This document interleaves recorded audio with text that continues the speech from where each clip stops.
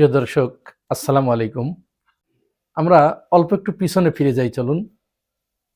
মির্জা ফখরুল ইসলামের ওই বক্তব্যের কথা কি আপনাদের মনে আছে?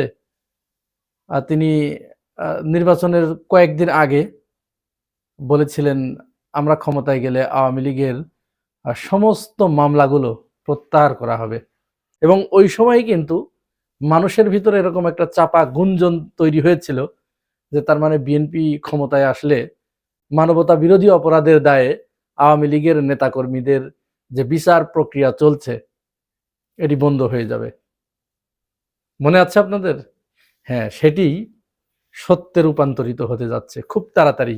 আপনারা হয়তো, আমি এই ভিডিও যখন পাবলিশড হচ্ছে সেই দিনই দেখতে পাবেন, অথবা তার 1-2 দিন পরেই আপনারা বুঝতে পারবেন। আন্তর্জাতিক অপরাধ ট্রাইব্যুনালের যিনি chief prosecutor advocate Tajul Islam, তাকে ওইখান থেকে সরিয়ে দেয়া হচ্ছে। এবং এই যে সরিয়ে দেয়া, এটা কিন্তু কাকতালীয় কোনো ব্যাপার নয়। এইটা মির্জা ফখরুল ইসলামের ওই বক্তব্যের সাথে সম্পৃক্ত। অ্যাডভোকেট তাজুল ইসলামকে সরিয়ে দেওয়ার প্রয়োজনীয়তা অনুভূত কেন হলো? কারণ আপনাদের এই বক্তব্য মনে আছে, আসিফ নজরুলের একটি কথা আপনারা হয়তো ভুলে যাননি। খালেদ মহিউদ্দিন আসিফ নজরুলকে যখন জিজ্ঞাসা করেছিল যে এত লোক রেখে আপনি জামাত সমর্থিত একজন চিফ প্রসিকিউটরকে কেন আন্তর্জাতিক অপরাধ ট্রাইব্যুনালে নিয়োগ দিলেন, আসিফ নজরুল সেদিন এই প্রশ্নের জবাবে বলেছিল, খালেদ, আপনি অন্য একজনকে এনে দেন। আমি কত মানুষের হাতে পায়ে ধরেছি, কেউ এতে রাজি হয় নাই, কিন্তু তাজুল এতে রাজি হয়েছিল। এবং তাজুল আপনারা দেখছেন যে কিভাবে দায়িত্ব পালন করছে। তার মানে ওই দিন আওয়ামী লীগের বিচার প্রক্রিয়া শুরু হোক, বিএনপির তো অসংখ্য আইনজীবী আছে, এদিন কেউ রাজি হয় নাই, কেউ এই দায়িত্ব নিতে চায় নাই। অতঃপর তাজুল ইসলাম যখন সাহসিকতার পরিচয় দিয়ে এগিয়ে গেছেন, একে একে আওয়ামী শীর্ষ নেতাদের যখন একটা বিচারের মধ্যে এনেছেন, এবং যারা সেনাবাহিনীর একটা ক্ষুদ্র অংশ যারা অপরাধের সাথে জড়িত ছিল, মানবতা বিরোধী অপরাধের সাথে জড়িত ছিল, তাদেরকেও যখন আদালত পর্যন্ত আনতে তিনি সমর্থ হয়েছেন, বাধ্য করেছেন, সেই তাজুল ইসলাম যখন চারিদিকে তার প্রশংসা ছড়িয়ে পড়ছিল এবং আরো উত্তর বিচার প্রক্রিয়াকে সামনে এগিয়ে নেবার জন্য যখন তিনি আরো বেশি ইফোর্ট দিচ্ছিলেন, ঠিক সেই সময় ক্ষমতার পালাবদল ঘটলো, বিএনপি ক্ষমতায় আসলো। তারা ক্ষমতায় এসেই আওয়ামী লীগের প্রতি তাদের সেই প্রতিশ্রুতির অংশ হিসেবেই প্রথমে তাজুল ইসলামকে এখান থেকে সরানোর প্রয়োজনীয়তা তারা অনুভব করেছে। কারণ তাজুল ইসলাম, সে কারোর সাথে কোনো কম্প্রোমাইজ করে না। তার সাহসিকতায়, তার বুদ্ধিমত্তায় এই বিচার প্রক্রিয়া যে পর্যন্ত এগিয়ে এনেছেন, এটাকে এখানেই থামিয়ে দেবার একটা কর্মপন্থা আমরা লক্ষ্য করছি। হয়তো তাজুল ইসলামকে 2-1 দিনের ভিতরেই সরিয়ে দেওয়া হবে। তাজুল ইসলামকে সরিয়ে দিলে তিনি এখানে যিনি আসবেন, তিনি কম্প্রোমাইজড হবেন, তিনি আপোষ রফার মাধ্যমে, মীমাংসার মাধ্যমে এই বিচার আর বিচার থাকবে না, ফলে যা হবার তাই হবে। এখানেও জাতি আরেকবার হোঁচট খেলো। সৎ মানুষদেরকে এই বাংলাদেশের সিস্টেমের ভিতরে ফেলে তাদেরকে এইভাবেই পুরস্কৃত করা হয়। পুরস্কার বলতে এখানে কিন্তু নেগেটিভ অর্থে আমি বলছি। এমনই একজন ব্যক্তি ঢাকা বিশ্ববিদ্যালয়ের ইতিহাসে শ্রেষ্ঠ একজন ভিসি, ছাত্ররা যার প্রমাণ, যিনি ছাত্রদেরকে বাপ ছাড়া কথা বলতেন না, ছাত্রীদেরকে মা ছাড়া কথা বলতেন না। তিনি প্রত্যেকটা ছাত্র ছাত্রীর অভিযোগগুলোকে মনোযোগ দিয়ে শুনতেন এবং যেটি তিনি পারবেন, তার সীমার ভিতরে যেটি থাকতো, তাদেরকে পরিষ্কার করে বলে দিতেন যে বাপ, এটি আমি পারবো, এটি হবে। আর যেটি পারতেন না, তার সীমার বাইরে তিনি পরিষ্কার বলে দিতেন যে এটি আমার দ্বারা সম্ভব না। অর্থাৎ তিনি কোনো রাজনৈতিক বক্তব্য দিতেন না। তিনি বলতেন যে আমি কোনো রাজনৈতিক ব্যক্তি নয়, সুতরাং রাজনৈতিক ব্যক্তিদের মতো বক্তব্য আমার পক্ষে দেওয়া সম্ভব নয়। আমি যেটি পারবো সেটি বলবো, যেটি পারবো না সেটি বলবো না। তিনি পদত্যাগের সিদ্ধান্ত নিয়েছেন। আপনারা জানেন আমাদের বাংলাদেশের কালচার অনুযায়ী একজন মানুষ কখন পদত্যাগের সিদ্ধান্ত নেয়, তার উপরে চাপ প্রয়োগ করা হয়। এখন যিনি চাপ প্রয়োগ করেন তিনি এই দোষটা ঘাড়ে নিতে চান না, সুতরাং তাকেই বলা হয় যে আপনি শারীরিক অসুস্থতার কথা বলে পদত্যাগ করুন। তার মানে নিয়াজ আহমেদ স্যারও ঢাকা বিশ্ববিদ্যালয় থেকে সরে যাচ্ছে। এরপরে উপদেষ্টাদের ভিতরে একজন উপদেষ্টা ফজল কবির, এই ফাউজুল কবির তার না আছে কোনো দুর্নীতির রেকর্ড, না আছে অন্য কিছু, তার কারণে অনেক আমলা দুর্নীতি করতে পারেন নাই। তো যারা দুর্নীতি করতে পারেন নাই তারা এখন তার বিরুদ্ধে উচ্চকিত হচ্ছে, ফজল কবিরকে এখন গ্রেপ্তারের দাবি জানাচ্ছে। বাকি সবাই আল্লাহর ফেরেশতা, কিন্তু ফজল কবিরকে এখন গ্রেপ্তার করতে হবে। এটাই হচ্ছে বাংলাদেশ, এটিই বাংলাদেশ। এই বাংলাদেশ, এদেশের মানুষ, এদেশের আমলা, এদেশের প্রশাসন, এদেশের রাষ্ট্রীয় কাঠামো সৎ মানুষকে ধারণ করার মতো এখনো সেই যোগ্যতা তাদের হয়ে ওঠে নাই। কারণ এই রাষ্ট্রের রক্তের সাথে মিশে গেছে দুর্নীতি এবং অপকর্ম।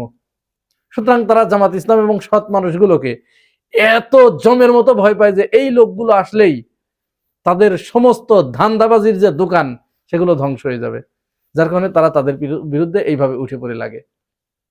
অপরদিকে আমরা যদি জামাতের দিকে তাকাই, যেহেতু জামাত ইসলাম এখানে নাচতে এসেছে, সুতরাং তাকে এখানে ঘুমটা দিয়ে থাকলে চলবে না। তার রাজনীতিতে কিছুটা পরিবর্তন আনতে হবে। গণমুখী রাজনীতি করতে হলে তার কিছু বিষয়ে পরিবর্তন আনতে হবে, কিছু নতুন করে চিন্তা ভাবনা করতে হবে। এই রাষ্ট্রীয় কাঠামো, এই আমলাতন্ত্র, এই প্রশাসন, এই বিউরোক্রেসি, এই সুশীল সমাজ যেন জামাতের পক্ষে কথা বলে, তাদেরকে সেরকম প্রতিশ্রুতি বা সেরকম ওয়ারেন্টি তাদেরকে দিতে হবে। না হলে তারা তো জামাতকে ক্ষমতায় আসতে দেবে না, যেমন এবার হলো না। ক্ষমতায় এসেও কিন্তু জামাত ক্ষমতার স্বাদ হারালো, কারণ তাদেরকে আসতে দেওয়া হয় নাই। আপনারা সেটা জেনেছেন, অনেক প্রমাণ পেয়েছেন। তো এই জামাত ইসলাম বিরোধী দলের আসনে বসার পরেও সরকারি দলের যে সীমাহীন চাঁদাবাজি, এটি কি তারা তুলে ধরতে পারছে? এটি কিন্তু তারা তুলে ধরতে পারছে না। এই আজ আমি যখন এই ভিডিওটি করছি 22শে ফেব্রুয়ারি, যাত্রাবাড়িতে এক লেগুনা চালককে পিটিয়ে হত্যা করেছে যুব দলের ছেলেপেলে। এটি কি জামাত ইসলাম সামনে আনতে পেরেছে? এটি নিয়ে কি বড় ধরনের কোনো আন্দোলন শোডাউন করতে পেরেছে? চারিদিক থেকে চাঁদার খবর আসতে আসতে কান অতিষ্ঠ হয়ে গেছে। কই, জামাত ইসলাম তো এটা ফোকাসিং করতে পারছে না। মোহাম্মদপুরে এক চাঁদাবাজকে ধরেছে, পুলিশ ধরেছে, যদিও সে ছাড়া পেয়ে যাবে অচিরেই। পক্ষান্তরে যে ছেলেটা ধরিয়ে দিল, যার কাছে 2 লাখ টাকা চাঁদা দাবি করা হয়েছিল, সেই ছেলেটার জীবন, ও জেল থেকে বের হয়ে আসলেই তো ওকে হয় মেরে ফেলবে, না হয় ওর জীবনটা জাহান্নাম করে দেবে। দেখুন নিজে তাকে গ্রেপ্তার করা হয়েছে।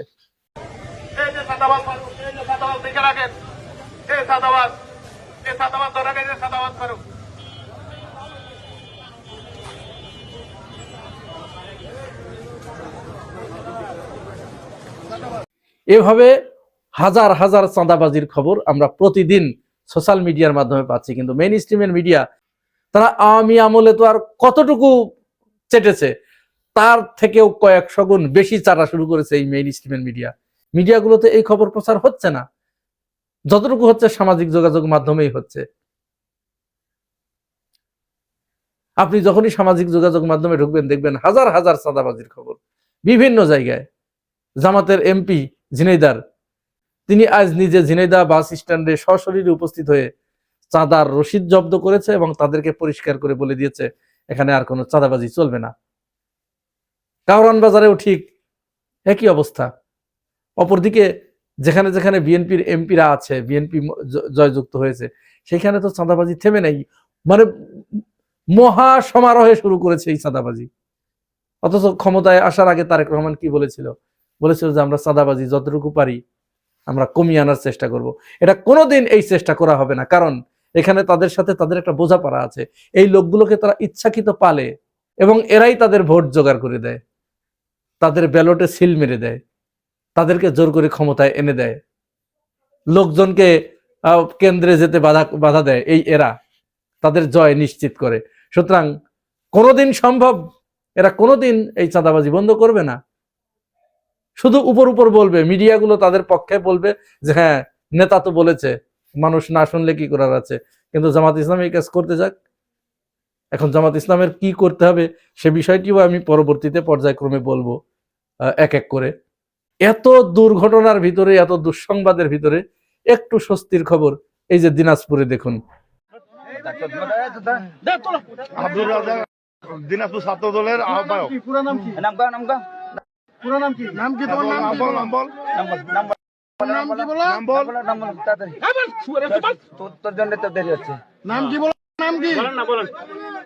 তোর নাম বল না, নাম বল।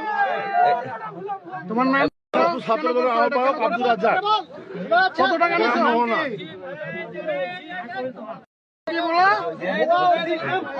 দিনাজপুরের মানুষ এই চাঁদাবাজকে ধরে আচ্ছা মতো গণপিটুনি দিয়েছে এবং দেশের বিভিন্ন জায়গায় চাঁদা চাইতে গেলে তাদেরকে প্রশ্নের সম্মুখীন হতে হচ্ছে। বিনা বাধায় এখন আর কেউ চাঁদা নিতে পারছে না। অবশ্য মানুষের ভিতরে এই সাহসটুকু জাগ্রত হয়েছে, এই বোধটুকু জাগ্রত হয়েছে যে বিনা বাধায় কেউ চাঁদা দিচ্ছে না। হয় মায়ের খাচ্ছে, মায়ের খাওয়ার পরে দিচ্ছে, কিন্তু বিনা প্রতিবাদে দিচ্ছে না। আগে যেমন নীরবে কেউ গেলেই আস্তে করে ডান হাত দিয়ে বাম হাত দিয়ে পকেটের ভিতরে ঢুকিয়ে দিত, এখন আর তা হচ্ছে না। তার বাস্তব প্রমাণ দিনাজপুরের এই ঘটনা। যেখানে এই চাঁদাবাজ যাবে, আপনার কাছে চাঁদা চাইলেই শুধু বুকে একটু সাহস রাখুন, বাংলাদেশের সমস্ত জনগণ আপনার সাথে আছে। সরকার আপনাকে সহযোগিতা না করলেও, মিডিয়া আপনাকে কাভারেজ না দিলেও, সোশ্যাল মিডিয়া আছে আপনার হাতে, ওইটাই ভিডিও করে ছেড়ে দেন। জামাত ইসলামের সবচেয়ে বড় ব্যর্থতা এইগুলো, তারা তুলে ধরতে পারছে না জনসম্মুখে, তারা প্রতিবাদ করতে পারছে না, ভিকটিমের পাশে গিয়ে তারা সময় মতো দাঁড়াতে পারছে না।